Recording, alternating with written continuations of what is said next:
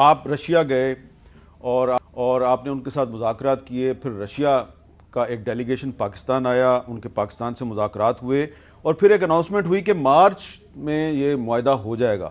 تو یہ جو تیل جو ہے رشیا سے ہم نے رعایتی نرخوں پہ لینا ہے، یہ کب تک پاکستان آئے گا؟ جی انشاءاللہ جیسے ہی ہماری کمرشل جو آپس کے مذاکرات ہیں جن کے لیے ایک ڈیڈ لائن مارچ کی دے دی گئی ہے، تو اس کے فوراً بعد جیسے ہی کمرشل ڈیل فائنلائز ہو جائے گی اس کے بعد تیل کا فلو شروع ہو جائے گا. اچھا، یہ تو ہم جانتے ہیں کہ رشیا ڈیفالٹ کر چکا ہے، پاکستان ڈیفالٹ سے بچ جائے گا؟ نہیں، رشیا ڈیفالٹ کر چکا ہے. پچھلے سال ڈیفالٹ کر چکا ہے وہ. نہیں، میرے خیال میں جی انشاءاللہ ہم کوشش تو پوری کر رہے ہیں کہ پاکستان کی اقتصادی حالت بہتر ہو. مجھے ڈیفالٹ کا تو کوئی خطرہ نظر نہیں آتا. اچھا. لیکن اس وقت ہماری بڑی مشکل ایک اقتصادی حالت ہے جس سے ہم گزر رہے ہیں. اب اگر آپ پچھلے دنوں کے دیکھیں جو ڈیٹ رول اوورز ہو رہے ہیں، اور آج بھی میرے خیال میں کچھ اور بھی اچھی خبریں چند دنوں میں آنے والی ہیں.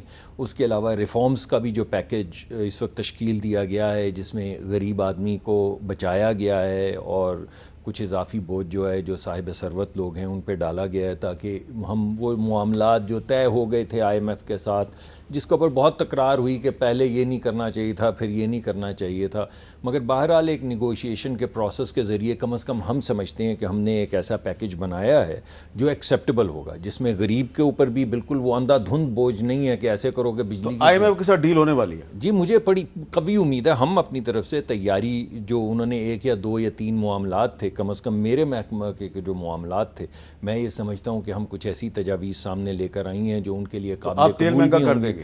نہیں، تیل مہنگا نہیں کریں گے. تیل کے اوپر تو کوئی سبسڈی نہیں ہے صاحب اس وقت، بالکل کوئی سبسڈی نہیں ہے. لیکن میں یہ کہہ رہا ہوں کہ ہم گیس مہنگی کر دیں گے. گیس کے اندر بھی ہم نے جو تجاویز پرائم منسٹر کے سامنے لے کر گئے ہیں، اس میں پہلے راؤنڈ میں ہم تجویز لے کر گئے تھے جس میں ہم نے ان کو کہا کہ غریب آدمی پہ کوئی بوجھ نہیں پڑے گا، مگر انہوں نے کہا یہ قابل قبول نہیں، اس کو بڑھاؤ، اس کو بہتر کرو. تو اب 2 یا 3 تجاویز اضافی ان کو دی گئی ہیں جس کے اندر اس سے بھی زیادہ لوگوں کو اچھا، جو رشیا سے گیس ہم نے لینی ہے اس کے لیے مذاکرات 2025 میں شروع ہوں گے؟ جی اس کے لیے ایک تو ان کے پاس اس سال کے لیے LNG اسپاٹ مارکیٹ کے لیے اویلیبل نہیں تھی. انہوں نے ہمیں 2 کمپنیاں نامزد کر کے دی ہیں جو سرکار کی کمپنیاں ہیں جو اگلی سردیوں سے پہلے ہمارے پاس وہ گیس کیسے آئے گی؟ ابھی تو ہمیں ضرورت نہیں، وہ تو LNG تو شپس کے ذریعے آئے گی نا جی، پائپ لائن سے نہیں آئے گی، پائپ لائن کے ذریعے نہیں آئے گی.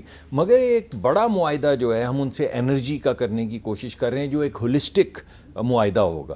وہ انہوں نے طے کر لیا ہے کہ بٹوین ناؤ اور اس سال کے آخر سے پہلے ایک ہولسٹک معاہدہ جس کے اندر تمام چیزیں ہوں گی، جس میں پٹرول ہوگا، خام تیل ہوگا، LNG ہوگی، پائپ گیس ہوگی، کنیکٹیوٹی ہوگی، یہ تمام چیزیں جو ہیں ہم انشاءاللہ طے کر لیں گے اس سال کے اندر. اور میں آپ کو بتاؤں کہ آپ کو یاد ہوگا کہ آپ کے پروگرام میں بھی اور اس کے علاوہ بھی ایک تاثر یہ تھا کہ نہیں یہ ہوا میں باتیں کر رہے ہیں. اور جب میں کہتا تھا کہ اس سے پہلے خام تیل کی سستی کی بات نہیں ہوئی تو اس دفعہ انہوں نے اپنی ڈکلیریشن سے پہلے جو بات کی ہے اس میں کہہ دیا کہ وہ بات جو 45 دن پہلے شروع ہوئی تھی آج تکمیل کو پہنچی.